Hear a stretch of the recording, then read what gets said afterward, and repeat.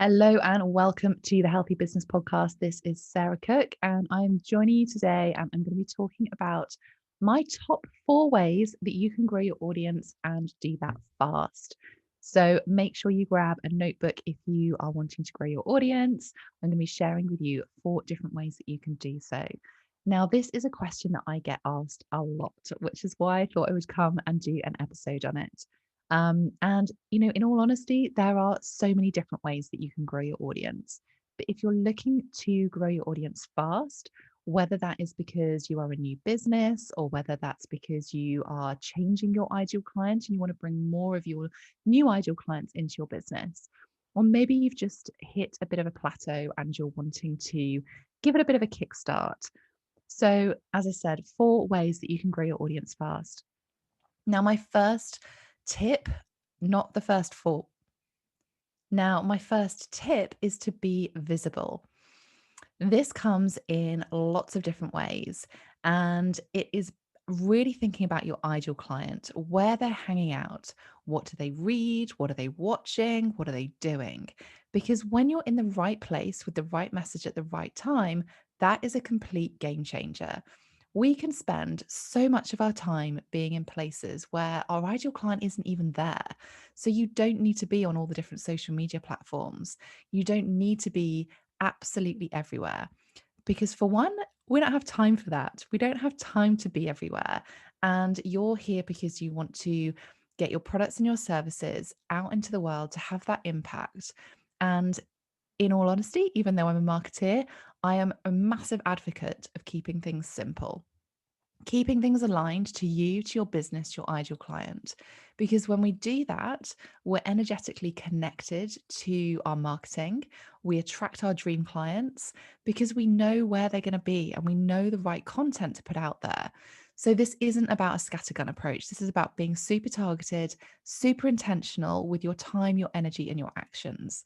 So, being visible in the places where you know your audience is likely to be is a complete game changer. It will save you so much time and energy when you do this. So, really thinking about your ideal client, where are they? What are they doing? What are they reading? Where are they going to look for their problems being solved? Because your dream clients are proactive. They are looking to get results, which means they're going to be searching for information. They're going to be looking for you, which is great because you can be in those places. Making sure you've got the right message, though, that is speaking to them will massively help you grow your audience. So, second place that I want you to think about is to be consistent. So, we can't expect to get sales regularly if we don't show up regularly. We don't need to be constant, we need to be consistent. Now, what I mean by that is knowing how often that you can show up, making sure that your time is fitting into your marketing strategy, making sure your marketing strategy fits into your time. Both way rounds are so important. So, being consistent means that you're showing up regularly. There's no point in posting a whole load of content, sending a whole load of emails, doing a load of podcast episodes, whatever it is, doing that in a really sporadic way. You don't want to be consistent for a month and then disappear off the face of the earth for 2 months. So, your audience will start getting used to when you're showing up and how you're showing up. So, you want to be consistent. But as I said, that doesn't need to mean that you have to be constant. I'm not saying that you need to be on your social media 24/7.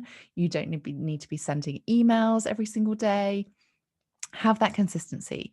Work out what works for you and start small. If this is something that is really new to you, or if you're starting out on a new platform, or if you're starting to send emails to your list, then start small.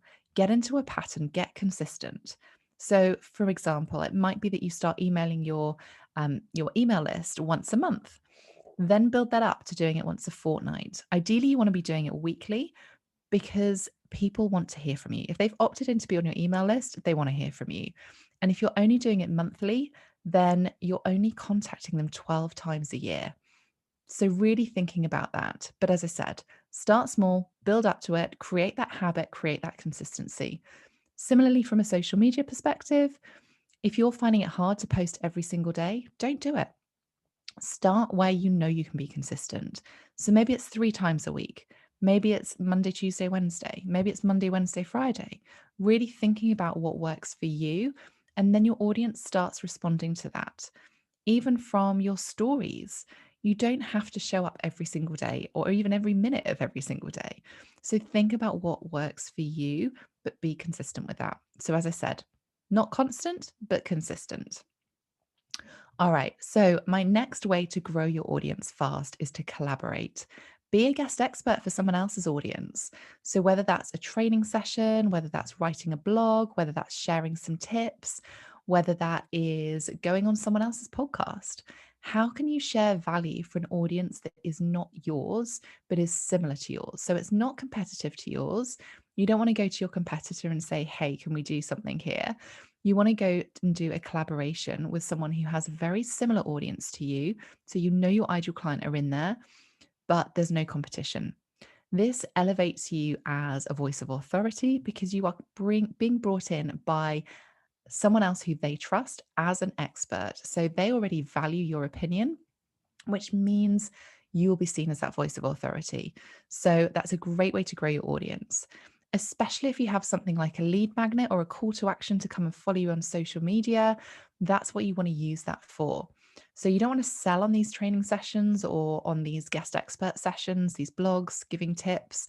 This is about bringing other people's audiences across to you, not taking advantage of them, because people will come across if they're interested in you, if you are sharing value. So, what I want you to think about is serving, not selling when you're collaborating. It's really about drawing that audience across to you because they love what you're saying, they love what you're doing, they love what you're sharing. So, collaborations are one of the quickest ways that you can grow your audience. So, really thinking about who in your world, who in your network that you could offer to do some kind of guest expert session or write a blog for them or share some value for their audience. You could also make that reciprocal so they could come into your audience as well, and that gives value to your audience. It's a really great way of growing your audience because you can advertise that you're going to be in there. Again, that lifts you, it elevates you as that voice of authority, that expertise, and it's different to what your competitors are doing. So, collaborations, think about who in your network, who in your world that you could connect with straight away and offer to be of service. So, I've shared with you 3 ways. My fourth way is to ask your audience to share the love of you, to tag you, to share you, to recommend, refer you, whatever it is that you're asking them to do. But your audience already love you. They already trust you. They already know you. And that relationship is really key. But it's one little secret that a lot of people miss because they're your audience already. But let's use them. Let's use your audience to share that love because they already believe in you. They already trust with you. That's why they're in your audience, especially if they're paying clients or they have bought products from you. Get them to write a review, get them to tag you in their posts, get them to recommend you. Or even if you're doing a launch, recommend that they share some posts for you or refer other people into your world. Again, it's a really brilliant way that you can do it. And all of these things, all these 4 ways are organic. There is no paid advertising required in this. They're all completely free. So, my 4 tips for you: get visible in the places where your ideal client hangs out. Second one, be consistent, not constant, but be consistent.